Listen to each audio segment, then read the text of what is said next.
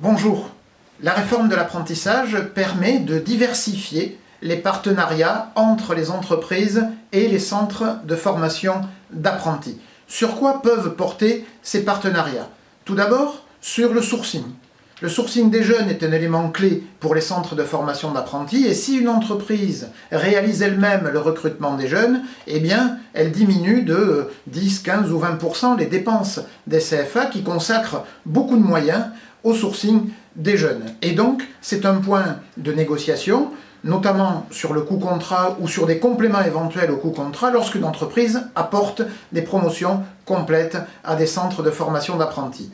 Deuxième point de discussion, les cursus nouveaux. L'apprentissage est accessible sur l'intégralité des titres qui figurent au RNCP et potentiellement donc sur quasiment tous les métiers de l'entreprise, c'est-à-dire bien au-delà des métiers sur lesquels on a l'habitude de faire de l'apprentissage. Donc une entreprise pourrait avoir un partenariat pour mettre en place des cursus d'apprentissage sur des métiers pour lesquels il n'existait pas jusque-là d'apprentissage développé. Troisième champ de partenariat, l'organisation des cursus de formation. Là, l'entreprise pourrait avoir des demandes nouvelles vis-à-vis des centres de formation d'apprentis, et bien évidemment, cette demande sera d'autant plus légitime qu'elle apporte un contingent d'apprentis important. L'apprentissage peut se dérouler en présentiel dans le centre de formation d'apprentis, il peut se dérouler en distanciel, mais il peut aussi se dérouler dans l'entreprise. Et si l'entreprise a des capacités de formation, elle peut les mettre à la disposition du CFA et assumer elle-même, au-delà des activités qu'elle doit confier aux jeunes, assumer elle-même une partie de la formation qui relève normalement du CFA.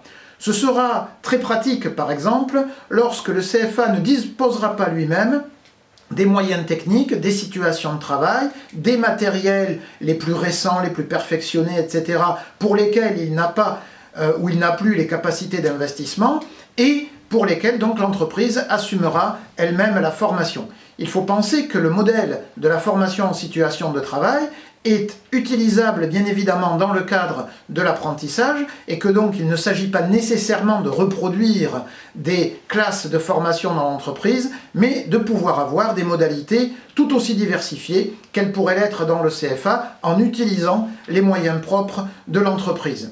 Il peut aussi y avoir une demande de l'entreprise sur l'organisation des cursus de formation puisqu'on a aujourd'hui beaucoup de souplesse. L'alternance n'était pas normée dans l'apprentissage.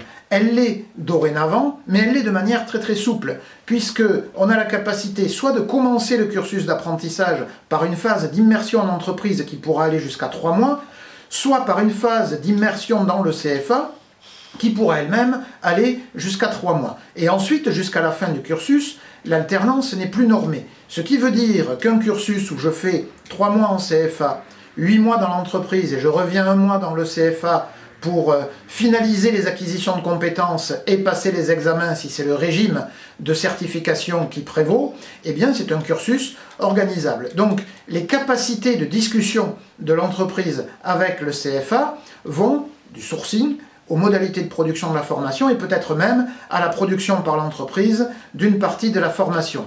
Et bien évidemment, cela conduit à avoir une négociation plus globale sur le modèle économique et donc sur la répartition du coût contrat si l'entreprise assume directement une partie de ce que normalement le CFA réalise. Et puis il y aurait un autre champ de partenariat, c'est l'hébergement par un CFA d'un CFA d'entreprise.